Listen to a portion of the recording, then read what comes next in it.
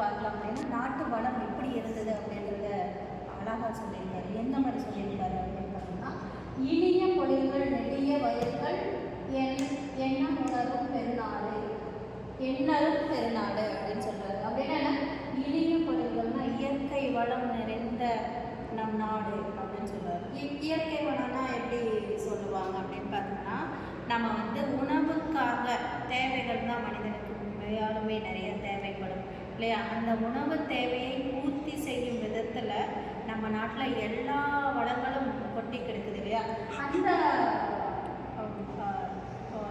இந்த பொருள்கள் என்னென்ன அப்படின்னு பார்த்தோம்னா, இந்த வயல்களும் ஆகட்டும், அதில் இருக்கிற கனிகளும் கிழங்கும் தானியங்களும் கணக்கின்றி தரும் நாடு அப்படின்னு சொல்கிறாங்க. அப்படின்னா ஒவ்வொரு நிலப்பகுதிகளுக்கும் ஒவ்வொரு விதமான உணவுகளை உற்பத்தி செய்யும் நாடு நம் நாடு அப்படின்னு சொல்கிறாங்க. அப்படின்னா என்ன, நம்ம மட்டும் அந்த உணவை உண்ணாமல் பிற நாடுகளுக்கும் ஏற்றுமதி செய்யும் ஒரு நல்ல நிலைமையில தான் நம்ம இருக்கோம். நம்ம நாட்டில் இப்போ எப்படி சொல்கிறது, இஸ்லாமிய நாடெல்லாம் இருக்குது இல்லைங்களா, இந்த அரேபியன் கண்ட்ரி அப்படின்னு சொல்லுவாங்க. இதுலெல்லாம் என்னன்னு பார்த்தோம்னா, உணவுக்கான தேவைகள் அவங்களுக்கு எதுவுமே இல்லை, வெறும் எண்ணெய் கிணறுகள் தான் பொங்கி பொங்கி வந்துட்டு இருக்கோம். அதை எப்படி சாப்பிட முடியும்? அவங்களாம் எப்படி உணவு சாப்பிட்றாங்கன்னு நினைக்கிறீங்க? நம்ம இந்த மாதிரி ஆசிய கண்டத்தில் இருந்தும் ஆப்பிரிக்கா கண்டத்தில் இருந்தும் வரும் உணவுகளை தான் அவங்க சாப்பிட்றாங்க. ஆனால் நமக்கு அந்த மாதிரி தேவைகள் எதுவுமே இல்லை. நமக்கு தான் எல்லாமே கிடைக்குது இல்லையா? கனியும் கிழங்கும் தானியங்களும் கணக்கின்றி கிடைக்கின்றன. கணக்கின்றி எண்ணற்ற ஏராளமான உணவு வகைகள் நம்மளுக்கு நிறையா கிடைக்கின்றன. எந்த ஒரு சின்ன பொருளும் உணவுக்கான தேவைக்காக அடுத்த நாட்டை நம்பி நம்ம நாடு இல்லை அப்படின்றத அப்போவே 100 வருஷத்துக்கு முன்னாலேயே பாரதியார் சொல்லியிருக்காரு இல்லைங்களா? அடுத்த பார்த்தோம்னா, இந்த கணக்கின்றி தரும் இந்த உணவுப் பொருள்கள் இயற்கை வளத்தை அழகாக நிரூபிப்பதாக இருக்கு. நித்தம் நித்தம் கணக்கின்றி தரும் நாடு அப்படின்னா என்ன, ஒவ்வொரு முறையும் ஒரு முறை அந்த வெள்ளாமை எடுத்துட்டாங்க அப்படின்னா அடுத்த முறை அது சோடை போயிடும் அப்படின்னாலாம் நம்ம நினைக்க வேண்டாம். எப்பொழுதுமே இந்த நாட்டில் செழிப்பான இயற்கை பூமியாக இருக்குது. இதுக்கு காரணம் என்ன, மலைகளும் மழை நீரும் இதெல்லாம் தான் நம்மளை சுற்றி இருக்கிற இந்த இயற்கை சார்ந்த சூழ்நிலை தான் காரணமாக இருக்குது அப்படிங்கிறத நம்ம புரிஞ்சுக்கணும். அடுத்தது என்ன சொல்கிறாரு அப்படின்னு பார்த்தோம்னா, இந்த மாதிரி இருக்கிற ஒரு அழகான நாட்டில் நம்ம இருக்கிறோம் இல்லையா, இந்த நாட்டில் நம்ம ஒரு புதிய கொள்கைகளை ஆரம்பிக்கலாம் அப்படின்னு சொல்கிறாரு.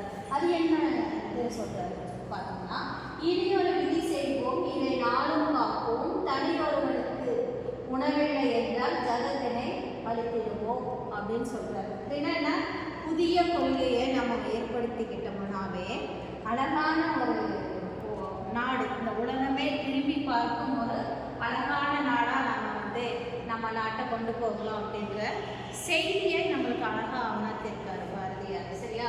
அதில் என்ன சொல்கிறாரு, இனியொரு விதி செய்வோம், புதிய கொள்கை, எல்லா வளங்களும் நம்மக்கிட்ட இருக்கிறத வச்சு பொதுமைப்படுத்தி எல்லாத்துக்குமே கிடைப்பது போல ஒரு பொது கொள்கைகளை நம்ம ஏற்படுத்திக்கலாம் அப்படிங்கிறது தான் அழகாக சொல்கிறார்.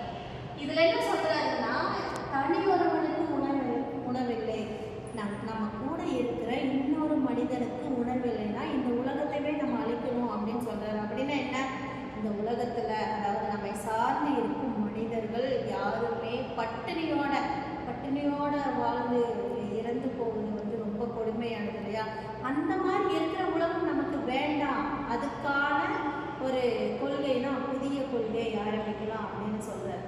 அது எந்த மாதிரி இந்த பாரத சமுதாயம் உருவாக வேண்டும் அப்படிங்கிறத அழகாக சொல்கிறாரு.